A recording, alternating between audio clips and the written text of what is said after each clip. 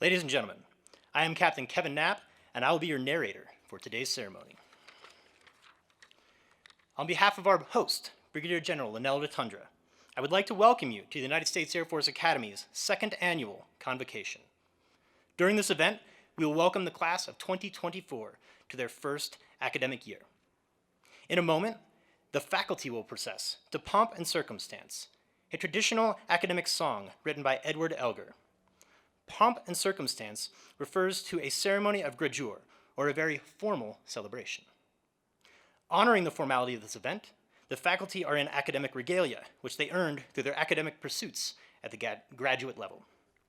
We conduct this procession to signify that we are formally welcoming the class of 2024 to the United States Air Force Academy and inviting them to take their place in the long blue line. Ladies and gentlemen, please stand for the entrance of the Dean's faculty procession.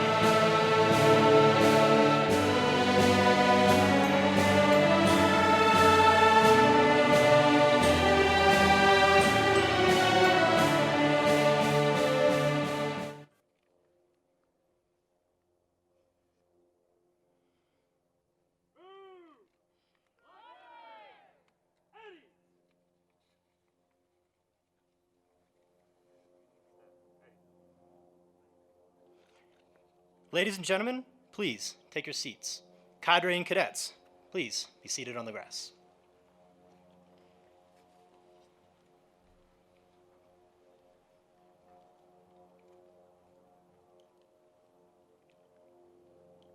It is an honor to stand before you this morning on such a very special occasion, the United States Air Force Academy's second Convocation.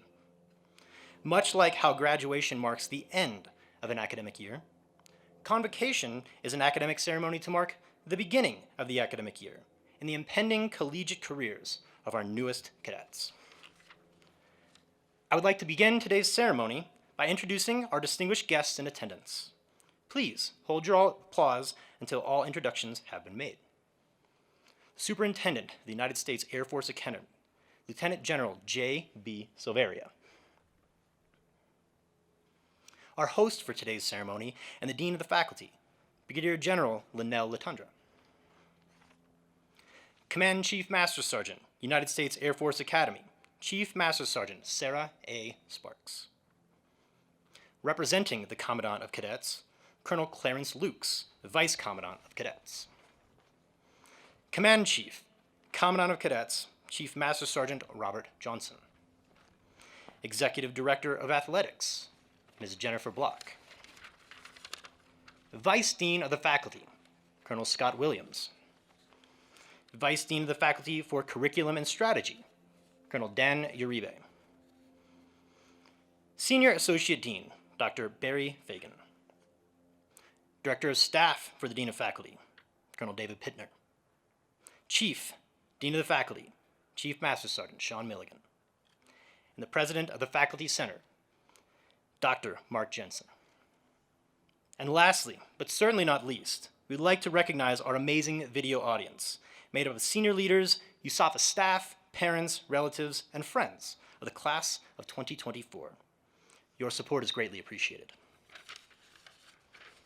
I would now like to draw your attention to the academic mace placed upon the stage. The mace is a ceremonial object used at key times in the life of the Academy. The Air Force Academy mace has a globe at the bottom that represents the world from which the cadets come. The four contrails emanating from the globe symbolize the trajectory of cadets as they prepare for the future. The cadets first pass through the ring of Air Force core values, then a ring symbolizing learning and arts, and finally, through a ring that embodies the warrior spirit of Sparta. The use of the mace during today's convocation reminds us of USAFA's custodial authority over both enduring traditions of learning and the powers these traditions bestow upon those who come to learn. The mace also reminds us the learning process is not always comfortable or easy. Finally, the mace reminds us that education is one of the most cherished attributes of a free and democratic society. Ladies and gentlemen, the President of the Faculty Senate, Dr. Mark Jensen.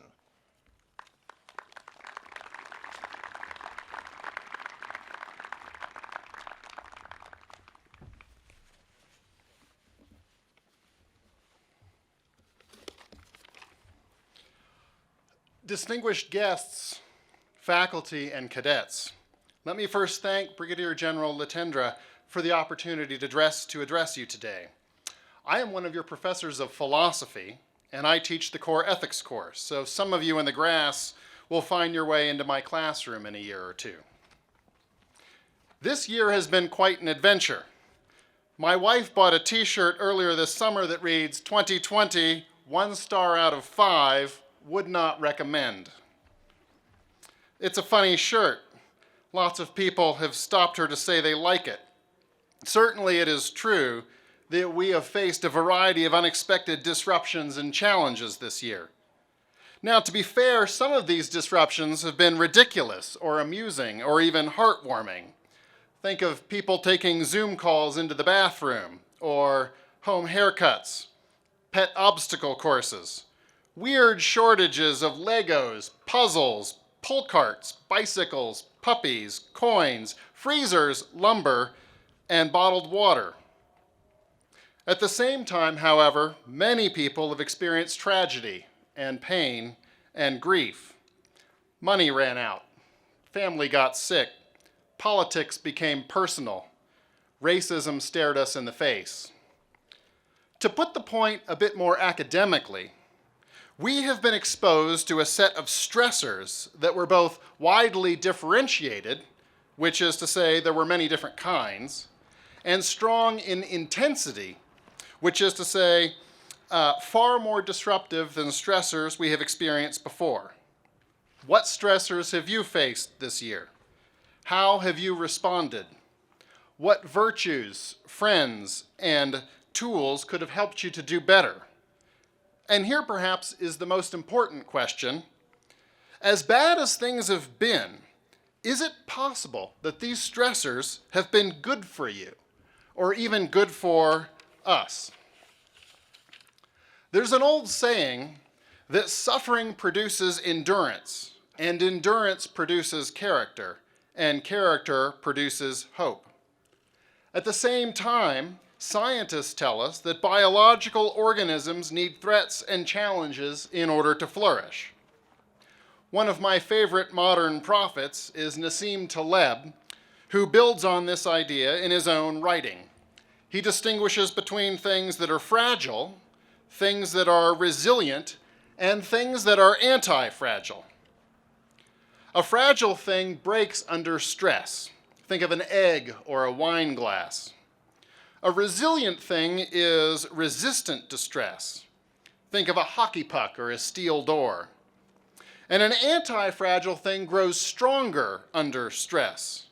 Think of a ball of flubber, or if that reference is too obscure, T'Challa's Black Panther suit. Or as Kelly Clarkson sings it, what doesn't kill you makes you stronger. It is true, of course, that for human beings, some risks are foolish and some challenges should be avoided. And don't worry, Colonel Williams will grab the flag if it falls.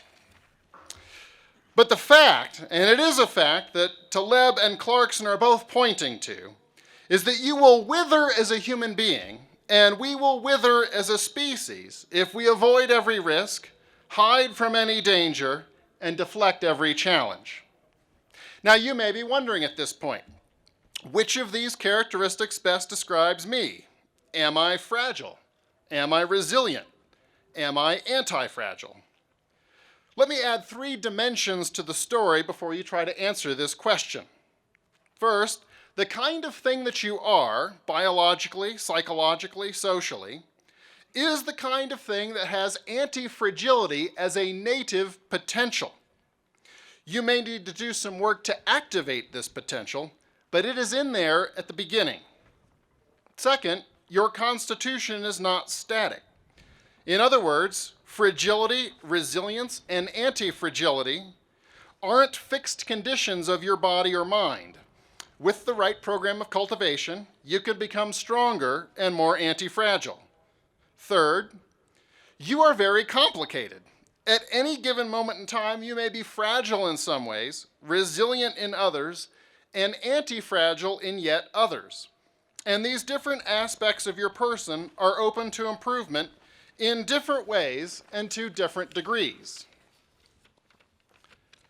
Now, there are many things you can do to activate your native anti-fragile potential.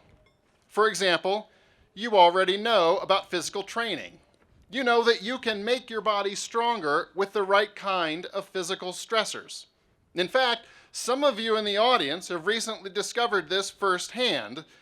We like to welcome you to the Air Force Academy with a host of new physical stressors. But as a member of the teaching faculty, I would like to focus on the stressors that you need to improve your mind. I propose that we call the collection of stressors that will contribute to a strong and anti-fragile mind a liberal education. Perhaps the idea of a liberal education is new to you, or counts as one of those ideas that is often mentioned in conversation but never adequately explained, like dark matter or postmodernism or Spirit Hill. So you may ask, what is a liberal education?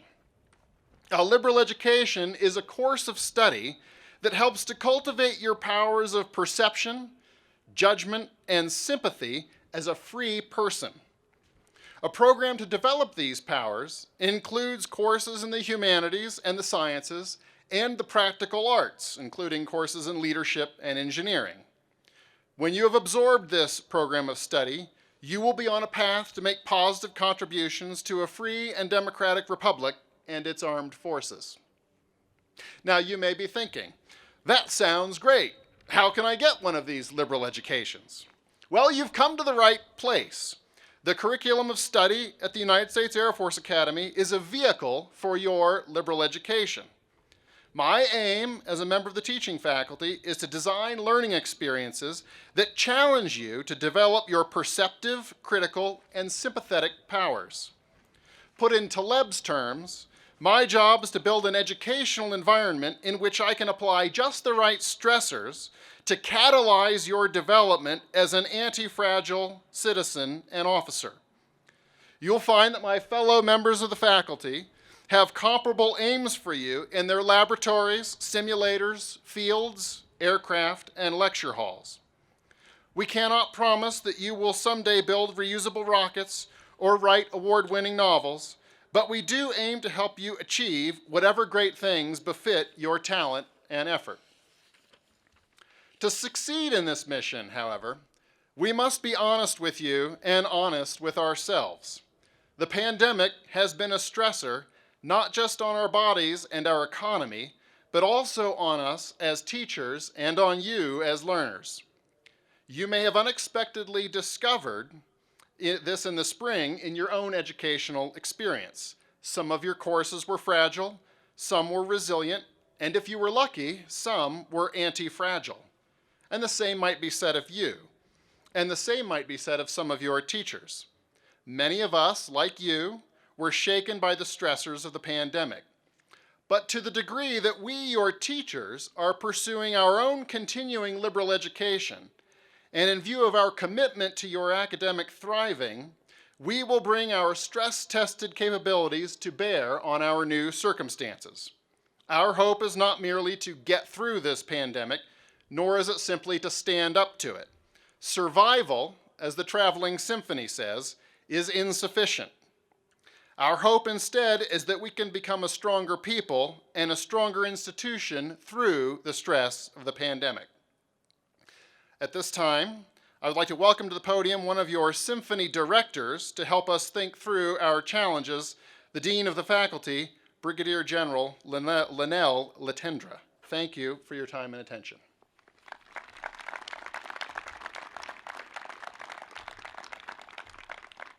Hello, class of 2024. It is wonderful to see you again.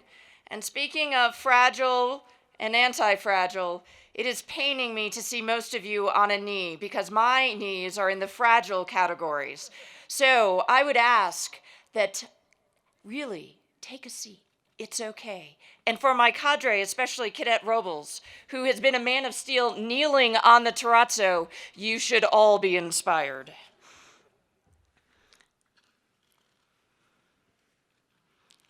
Isn't that better? All right. Well, I hope you have learned a great deal this week during your transition to academics here at the Air Force Academy. Let's see if what you remember from Monday. Are you ready? Is it enough to just survive at the United States Air Force Academy? And what should you do instead? Well, I'm glad you remember, because this ties perfectly with what Dr. Jensen was talking about in his fantastic remarks about anti-fragility. If you are just surviving, then you aren't growing from your stressors. You aren't improving your resilience. Thriving means growing, learning, building momentum, and being energized by your experiences. Think about the characters you met in Station 11. Who is fragile? Who is resilient? Who is anti-fragile? Elizabeth struck me as pretty fragile. She longs for things to return to normal, even though it is obvious they won't. She just looks at the past and never moves forward. Many of the symphony members were resilient. They were able to take the tragic circumstances and regroup as a team. But many were just able to work around the circumstances, not grow from them. Clark and Kirsten, on the other hand, appear anti-fragile. They both took their misfortunes and experiences and learned from them. They became and used their lessons to become stronger, and importantly, to lead others. Station 11 provides a tremendous warning against mere survival. I'd like you to think back to Clark's pre-pandemic job as a management consultant. Remember when he was interviewing Dahlia about 360-degree feedback about her boss named Dan? If you don't remember, go check it out. It's in chapter 26 when you get back to your rooms. Dahlia described her boss as a high-functioning sleepwalker. Clark asked, "What do you mean by that?" And Dahlia went on to illustrate by describing meaningless break room banter, where someone would give a joke, they'd laugh for about 5 minutes, and then go back to their daily grind. And then they'd come back the next day and do it all over again. Rinse and repeat. Dahlia said, quote, "That's what passes for a life. That's what passes for happiness for most people. Guys like Dan, they're like sleepwalkers, and nothing ever jolts them awake." Sleepwalkers are people who believe that survival is sufficient. What implications does this have for us? I'd encourage you to make sure that your time at this institution is memorable, not a rinse and repeat, and certainly not a sleepwalk. For example, thriving in a classroom requires more than just keeping your head down and checking your boxes. It means self-reflection and investing in the course material. And when you come across subjects that are challenging or that you've never seen before, I'd encourage you to dig in, study hard, engage with the material, and learn from your mistakes, especially your failures. Thriving requires you to explore and find subjects and questions that you are passionate about. Thriving requires that you invest yourself in your learning, that you read between the lines, you ask questions, and you seek out new ideas. Thriving empowers you to own your academic path and take on challenges. Javon is a great example of this. After several different careers, he discovers medicine is his passion. He pursues it even though there's no way to do formal education in that post-pandemic world. He figured out a way around his challenges. He found a way to thrive. And let's acknowledge that there's going to be some challenges in this COVID environment. There's going to be some challenges when you're taking those remote classes. It's going to require that you take an active role in learning those materials. It requires that you don't tune out during teams.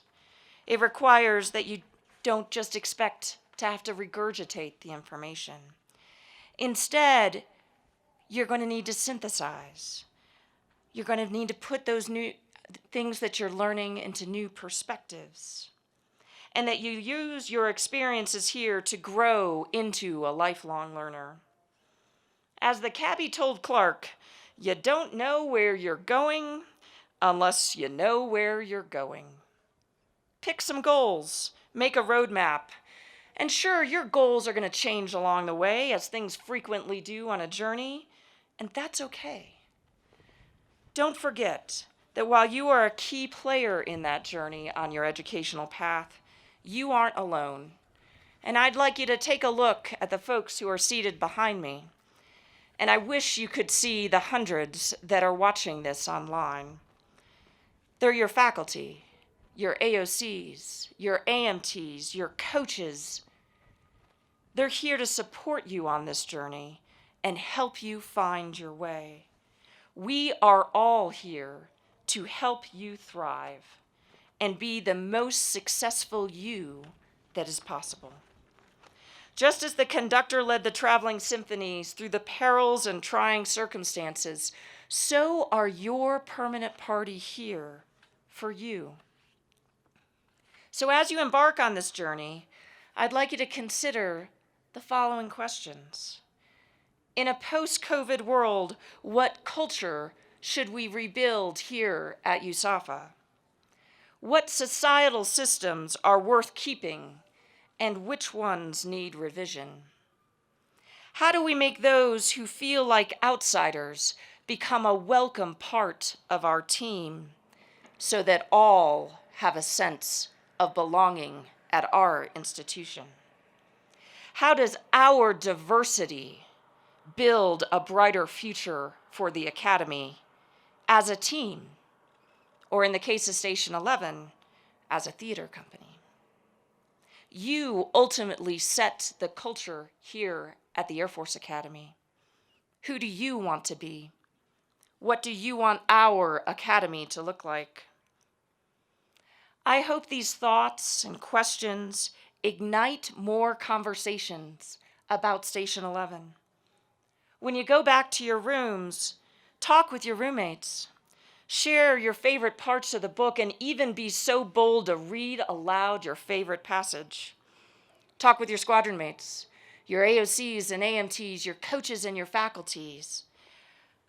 Show them what you learned, because together, this is one book and one USAFA. You are the future leaders of our air and space forces, and I take great pride in knowing that alongside the entire faculty, we'll be with you on your travels. And so, class of 2024, are you ready to thrive? Well, welcome. Welcome to your academic journey, and I can't wait to see you in classes on Wednesday.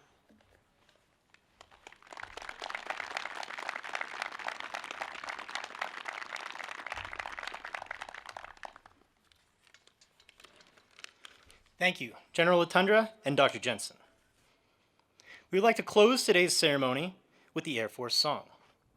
It was created in 1939 by Robert Crawford in response to a competition issued by General Henry Hap Arnold. This song was written so the untrained voice could sing it with a beat of march tempo of military pattern. Traditionally, only the first verse is sung. Ladies and gentlemen, please stand for the playing of the Air Force song. Cadre and basics, please stand.